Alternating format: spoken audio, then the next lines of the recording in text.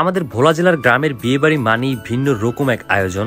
তাই তো বড় ভাইয়ের বিয়েতে এসে বরপক্ষ হয়ে কনেদের বাড়িতে গিয়ে ভরপুর খাওয়া দাওয়া, আনন্দ উল্লাস এবং বউ আনা সহ আমাদের ভোলা জেলার বিয়েবাড়ির ঐতিহ্য তুলে ধরবো আজকের এই ভিডিওতে।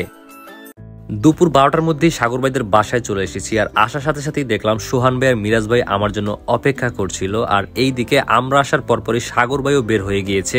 আসলে সাগর ভাই এতক্ষণ আমাদের জন্য অপেক্ষা করছিল, আমরা আসার পরই সে চলে আসছে, দেখতে পাচ্ছেন। আর ভাইকে আজকে অনেক সুন্দর লাগতেছে, আর সেজন্য যাওয়ার আগে শেরওয়ানি পরা অবস্থায় ভাইয়ের সাথে আমরা কিছু ছবিও তুলে নিলাম। এদিকে সাগর ভাইয়ের আব্বুকে আবার বন্ধু সুজন একটু রেডি করে দিচ্ছে। আসলে তার পাঞ্জাবিটাও কিন্তু তাকে অনেক ভালো মানাইছে। তো আমরা আর দেরি করবো না, এখনই ভাইয়াকে নিয়ে আমরা গাড়িতে চড়বো, আর গাড়িতে চড়ে সরাসরি চলে যাব ভাবিদের বাসায়। আর সেখানে গিয়ে কিন্তু অনেক মজা হবে। যেহেতু বিয়ে বাড়ি যাচ্ছি সেক্ষেত্রে মিষ্টি তো নিতেই হবে, তাই আমরা মিষ্টিটাও নিয়ে নিলাম। আর তারপরে একে একে গাড়িতে উঠতে থাকলাম। আসলে আমাদের এমনিতে একটু দেরি হয়ে গিয়েছে, কারণ সেখানে আমাদের একটু আগে ভাগে যেতে পারলে ভালো হয়। আর সেজন্য আমরা লেট করবো না, এখনই রওনা করব।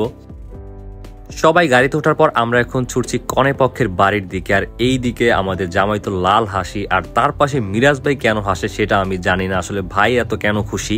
যাই হোক, আমি আর কিছু বললাম না। আর এইদিকে আমাদের গাড়িতে যারা যারা ছিল আমরা সবাই মিলে খুব ভালোই মজমাস্তি করলাম, আর আনন্দ করতে করতে আমরা অবশেষে পৌঁছে গিয়েছি ভাবিদের বাড়ির দরজায়। তো এখন আমরা গাড়ি থেকে নেমে হাঁটছি। এদিকে আমাদের কিছুটা রাস্তা হেঁটে যেতে হবে, আর আমি আবার ভাইকে জিজ্ঞাসা করলাম যে ভাই আপনাকে কোলে নিতে হবে কিনা। ভাই বললো না, আমার 2টা পা আছে, আমি হাইটাই যেতে পারবো সবার মতো, কোনো সমস্যা নাই। আসলে গ্রাম অঞ্চলে এইভাবে বিয়ে খাওয়ার মধ্যে কিন্তু একটা মজা আছে। পরিবারের সবাই, আত্মীয় স্বজনেরা দূর থেকে আসে, বন্ধু বান্ধব সবাই এক হয়ে এরকম একটি আয়োজনের সাথে যুক্ত হয়ে আনন্দ উল্লাস সবকিছুই থাকে। ফাইনালি আমরা কনেপক্ষের বাড়িতে চলে আসছি, আর এখানে আসার পরে দেখতে পেলাম গেটের সামনে একটি ফিতা টানানো হয়েছে। আসলে এই ফিতাটাই বর কাটবে, তবে কাটার আগে তাকে কিন্তু টাকা খরচ করতে হবে। আর এটা কিন্তু আমরা বিয়ে বাড়িতে আসলে সচরাচরই দেখতে পাই। তো ফিতা কাটার আগেই আমি টুক করে ভিতরে চলে আসলাম। আসলে আমাদেরকে নিয়ে কোনো সমস্যা নাই, মেইন টার্গেট বর যেন ফিতা কাটার আগে ভিতরে না আসতে পারে, এইটাই আসল। তো এইদিকে দেখতে পাচ্ছেন যে কথাবার্তা চলতেছে, আর কি নিয়ে কথাবার্তা চলতেছে এইটা কিন্তু আপনারা খুব ভালোভাবেই জানেন।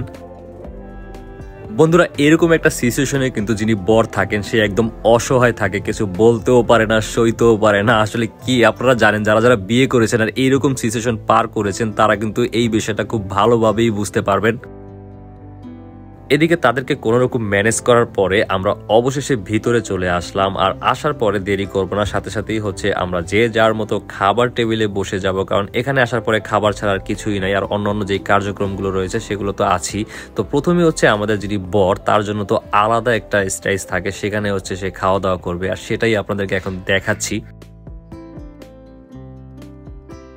এইদিকে বরের টেবিলে তো ভরপুর খাওয়া দাওয়া চলতেছে, আর বরের পাশে রয়েছে আমাদের মিরাজ ভাই। আর মিরাজ ভাইয়ের খাওয়া সম্পর্কে তো আমি খুব ভালো করেই জানি, সাগর ভাই যদি না খেতেও পারে তাও কিন্তু প্লেটে একটা খাবারও থাকবে না। সবাই যেখানে খাওয়া দাওয়া নিয়ে ব্যস্ত, তো আমরা আর বসে থেকে লাভ কি, আমরাও খাওয়া স্টার্ট করে দিলাম। আর আমি, রবিন, সুজন আমরা একসাথেই বসছি, আর আমাদের পাশে আরো অনেক কাকারা রয়েছে, ভাইরা রয়েছে এবং আমাদের মুরব্বীরা রয়েছে। তো সবাই মিলে আমরা একসাথে খাবারটা খাচ্ছি, আর তার অপর পাশেই রয়েছে সাগর ভাইরা। তো আমাদের এখানেও খাবার দাবার খুব ভালোই হচ্ছে, আর বিশেষ করে তাদের রান্নাটাও অনেক ভালো ছিল, আর গরুর মাংসটাও আমার কাছে অনেক ভালো লাগছে। সবকিছু মিলে একদম দারুণ ছিল। আলহামদুলিল্লাহ, কিছুক্ষণের মধ্যেই আমাদের খাওয়া দাওয়া শেষ হয়ে গিয়েছে। আর খাওয়া শেষে আমি বোনাস হিসাবে একটা আরসি পেয়েছি, আর সেটা কি হাতে নিয়ে এখন বের হয়ে যাচ্ছি। আর সামনে আসার পরে দেখতে পেলাম বরের টেবিলে এখনো খাওয়া দাওয়া চলতেছে, আর এটা খুবই স্বাভাবিক বিষয়। বরের টেবিলে খাওয়া দাওয়াটা শেষ হইতে একটু টাইম লাগে। আর দেখতে পাচ্ছেন মিরাজ ভাই কিন্তু এখনো মাঠে টিকা আছে, আসলে ভাই সেই লেভেলের খাওয়া দাওয়া করতেছে।